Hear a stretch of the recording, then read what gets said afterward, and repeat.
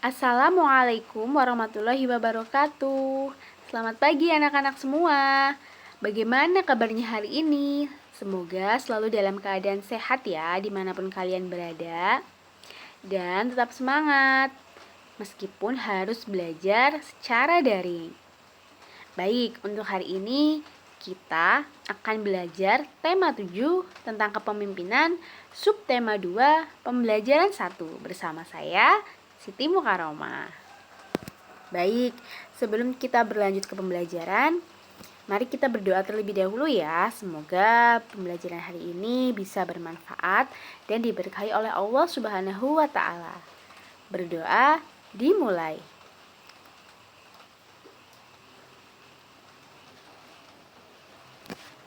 Berdoa selesai. Untuk muatan pembelajaran hari ini yaitu PPKN dan Bahasa Indonesia.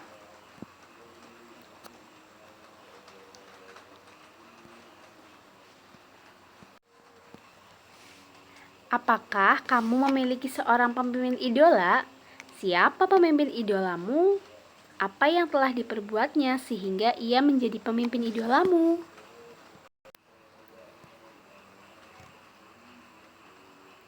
Siapakah pemimpin idola kamu, anak-anak? Apakah ayah, Pak RT, kepala desa, atau yang lain? Anak-anak hebat, kamu sudah belajar tentang kepemimpinan dan nilai-nilai yang harus dimiliki. Di sekitar kita banyak pemimpin yang baik dan kita mengidolakannya. Apakah kamu memiliki seorang pemimpin idola? Siapakah dia? Mengapa kamu mengidolakannya? Tulislah pemimpin idolamu dan nilai-nilai kepemimpinan yang mencerminkan pengamalan nilai-nilai persatuan dan kesatuan. Jangan lupa menuliskan contoh kegiatan yang telah dilakukannya. Di bawah ini adalah contohnya. Silahkan diperhatikan ya anak-anak. Pemimpin idolaku adalah Bapak Presiden Jokowi. Beliau tegas dan bijaksana. Baru-baru ini beliau memberikan contoh kepada rakyat Republik Indonesia dengan cara divaksin pertama dan disiarkan secara langsung di televisi. Saya berharap pandemi ini segera berakhir. Saya juga berharap cita-citaku menjadi presiden seperti Pak Jokowi kelak akan tercapai. Kemudian, contoh dari nilai-nilai pemimpin idola yang bisa kalian tuliskan. Yang pertama ada nilai keagamaan. Di situ ada bersyukur, rajin beribadah, kemudian berdoa. Kemudian ada nilai kepribadian. Itu ada tegas, bijaksana, kemudian kreatif. Kemudian ada nilai sosial. Supel, ramah, menghargai semua orang, suka menolong.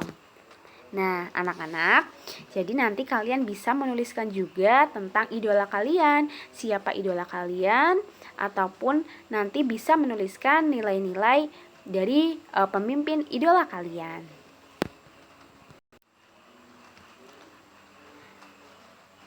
Pemimpin idola memiliki nilai-nilai dalam kesehariannya, dan kita bisa mencontoh dari beliau sebagai idola kita, tentunya untuk hal-hal yang baik ya.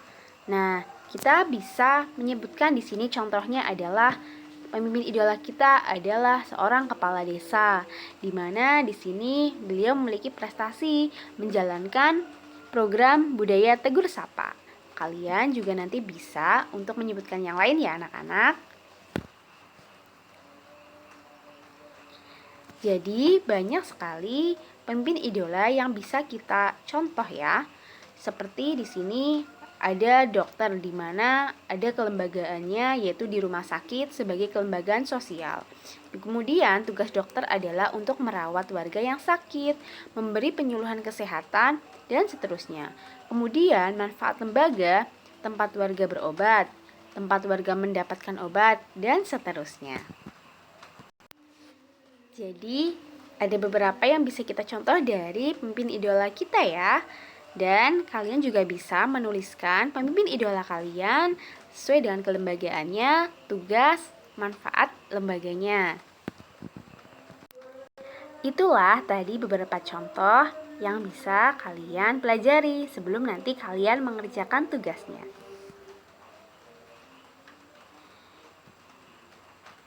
Kita mengidolakan pemimpin tentunya karena kita tahu mereka bekerja untuk kesejahteraan rakyatnya. Mari kita juga bisa belajar dari bacaan ini ya, yang berjudul Pamanku Lurah Idola. Ini cerita tentang pamanku, Badi namanya. Ia seorang lurah di desanya. Warga biasa memanggilnya dengan sebutan Pak Lurah. Tetapi aku tahu mereka mengenal dekat, hormat, serta sayang kepada beliau. Walau menjabat sebagai lurah, pamanku hidup sederhana. Gaji dan fasilitas yang diperolehnya tidak digunakan untuk kepentingan pribadinya. Rumahnya tetap mungil, sederhana, hanya berlantai semen. Ah, untuk apa rumah mewah berlantai keramik? Yang penting bersih dan nyaman saja. Lantai semen justru terasa lebih dingin kan? Ujarnya ketika aku mengomentari rumahnya. Ternyata dari cerita bibi aku tahu, paman menyisihkan gajinya justru untuk meningkatkan kesejahteraan warganya. Dibangunnya balai belajar sederhana untuk tempat warga belajar membaca. Paman ingin warganya maju, ia ingin warganya melek informasi. Membaca merupakan salah satu cara untuk membuka pintu informasi. Bergantian dengan bibi, di sore hari, paman mengajar membaca di balai belajar. Ia sabar dan penuh canda, sehingga warga tak sungkan belajar dengannya. Kadang warga seperti lupa bahwa sang guru adalah lurah, pejabat pemerintahan desa. Paman sedikit demi sedikit juga menyediakan berbagai buku di balai belajar. Berbagai buku disediakan seperti buku bercocok tanam, pemeliharaan hewan, atau buku pengetahuan umum tersedia di sana. Ia selalu menyisihkan sebagian gajinya untuk membeli buku di pasar buku bekas.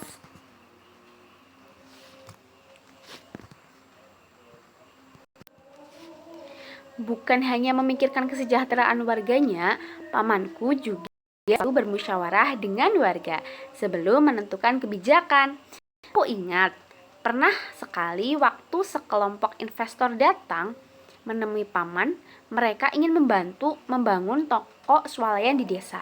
Sebagai lurah, paman dapat saja langsung menyetujui, tetapi paman justru mengumpulkan warga untuk berdiskusi. Dikemukakannya dampak positif dan negatif jika ada toko swalayan di desa mereka.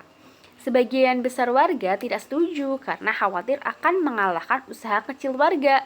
Warung dan pasar tradisional akan tersaingi. Tanpa ragu, paman pun menolak rencana pembangunan toko swalayan tersebut. Aku yakin banyak warga yang ingin dipimpin oleh lurah seperti Pak Badi. Pamanku seorang pemimpin yang memilih untuk tidak menjulang tinggi di tengah kesederhanaan warganya. Seorang pemimpin yang memilih untuk berjuang maju bersama warganya. Perhatikan nilai-nilai yang dimiliki oleh tokoh pemimpin pada teks bacaan tersebut. Sebagai seorang pemimpin, ia sedang mengamalkan nilai-nilai persatuan. Apa yang dilakukannya merupakan wujud dari cintanya terhadap tanah air. Berikut nilai-nilai yang terkandung dalam sila ketiga Pancasila, yaitu Persatuan Indonesia. 1. Sanggup dan rela berkorban untuk kepentingan bangsa dan negara apabila diperlukan. 2. Mengembangkan rasa cinta kepada tanah air dan bangsa. 3. Mengembangkan rasa kebanggaan berkebangsaan dan bertanah air Indonesia. 4. Mengembangkan persatuan Indonesia atas dasar Bhinneka Tunggal Ika. 5. Memajukan persatuan dan kesatuan bangsa.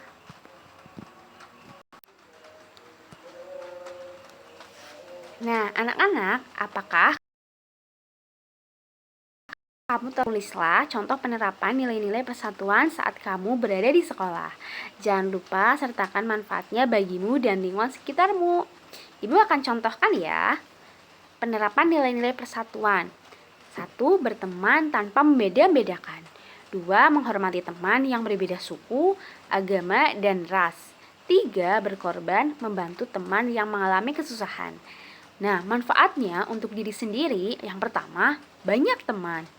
2. Mendapat balasan respek atau hormat dari teman-teman. 3. Kepuasan hati teman bertambah banyak. Kemudian manfaat untuk lingkungan, yang pertama adalah timbul kebersamaan dan kekeluargaan. 2. Timbul kebersamaan, kekeluargaan, solidaritas makin tinggi. Kemudian yang terakhir, timbul semangat kekeluargaan, kebersamaan semakin terjalin. Itu adalah contoh dari penerapan nilai-nilai persatuan ya anak-anak. Kalian nanti bisa menuliskan contoh-contoh yang lain ya terkait dengan penerapan nilai-nilai persatuan saat kamu berada di sekolah. Anak-anak, lurah idola seperti tokoh dalam cerita sebelumnya memang dicintai masyarakatnya. Penduduk dengan beragam latar belakang agama, sosial, suku bangsa, dan budaya dapat bersatu karena seorang lurah yang bekerja keras untuk penduduknya. Sebagai pelajar, kamu pun dapat melakukan kegiatan yang bermanfaat bagi lingkunganmu. Nah, kemudian buatlah rencana pidato yang mengajak teman sekolahmu untuk membantu adik kelas atau warga di lingkungan rumah untuk belajar membaca. Susunlah naskah pidato dengan struktur penyusunan pidato yang telah dipelajari sebelumnya. Teks pidato harus memuat salam pembuka yang berisikan kalimat sapaan seperti selamat pagi, selamat siang, selamat malam, dan lain-lain. Kemudian selanjutnya teks pidato harus memuat pendahuluan. Di sini yaitu memaparkan topik permasalahan yang akan dibahas. Kali ini kamu akan membahas pengamatan persatuan dan kesatuan di lingkungan, yaitu meningkatkan kualitas warga. Kamu akan membantu adik kelas atau warga di lingkungan rumahmu untuk membaca. Kemudian, teks pidato juga harus memuat inti, berisikan pembahasan topik secara lengkap.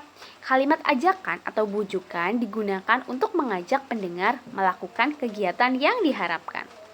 Kemudian, yang keempat yaitu keterangan lengkap tentang topik disampaikan secara rinci. Kemudian yang kelima ada penutup. Nah, di penutup ini penyampaian rangkuman atau intisari topik yang telah disampaikan. Kemudian ada salam penutup. Di sini berisi kalimat salam penutup seperti terima kasih. Baik, Ibu akan contohkan ya teks pidatonya. Silahkan nanti kalian buat dengan yang lebih lengkap lagi dan lebih bagus lagi. Baik, ini adalah contohnya ya. Salam pembuka.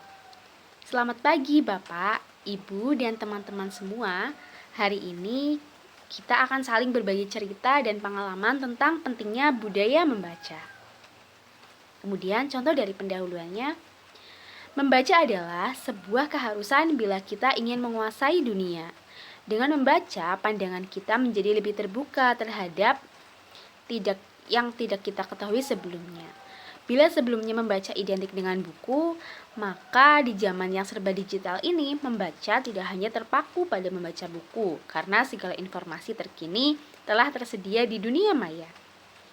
Kemudian contoh dari inti, banyaknya buku bacaan yang dimiliki perpustakaan diharapkan dapat meningkatkan minat baca peserta didik.